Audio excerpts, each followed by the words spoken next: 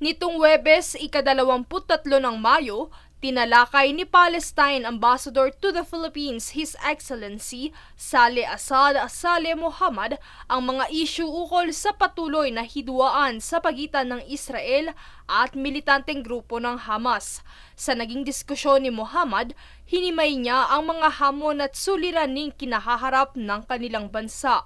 Isa na rito ang sektor ng edukasyon kung saan anya sa nakalipas na halos 8 buwan na gera ay nahinturi ng operasyon ng mga eskwelahan.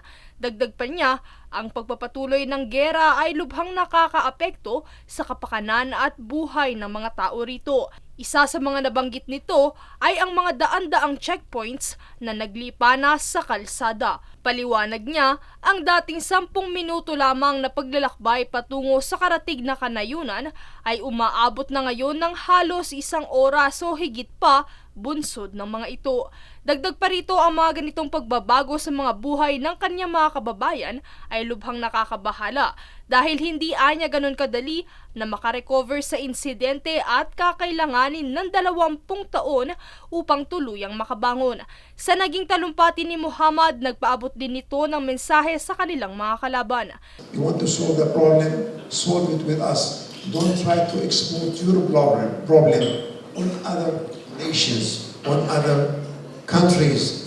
Dagdag pa niya, ang lawak ng Gaza Strip ay nasa halos 40 kilometrong haba at may lawak lamang ito ng humigit kumulang 15 kilometro.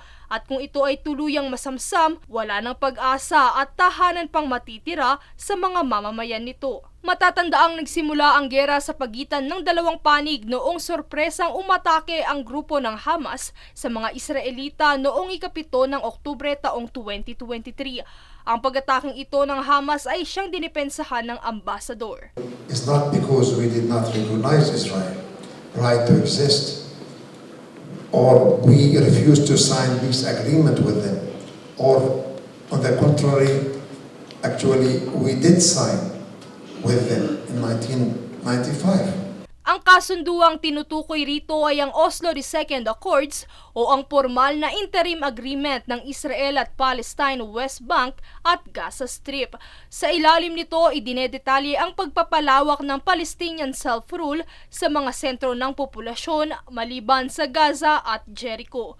Ngunit sa 20 taong peacemaking, taliwas sa kasunduan ang ipinamalas ng Israel.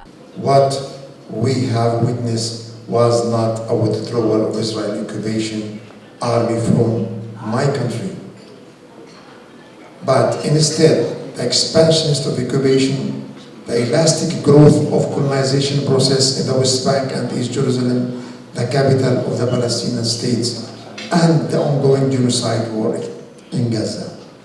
Ang pahayag na ito ay ang 16 na taong pagharang ng mga Israelita sa Gaza, kabilang na ang pagsalakay nila sa loob ng mga lungsod ng West Bank, maging ang karahasan sa Al-Aqsa, ang pinagtatalunang banal na lugar sa Jerusalem na sagrado sa mga Hudyo bilang Temple Mount. Bunsod na magumpisa ang gera, marami na sa mga Pilipino ang mga nadawit at naiulat na mga nabihag, nasugatan at namatay. Gayunpaman, hindi bumitaw ang gobyerno ng Pilipinas sa pagsuporta nito sa mga Palestino. Samantala, nito lamang Miyerkules ay pinahayag ng Spain, Norway at Ireland ang kanilang pagkilala sa Palestinian State na siyang ikinagalit ng Israel. Kaya naman inaasahang magtatagal pa ang hidwaan sa pagitan ng dalawang bansa. Princess Castro, nag-uulat para sa One Media Network.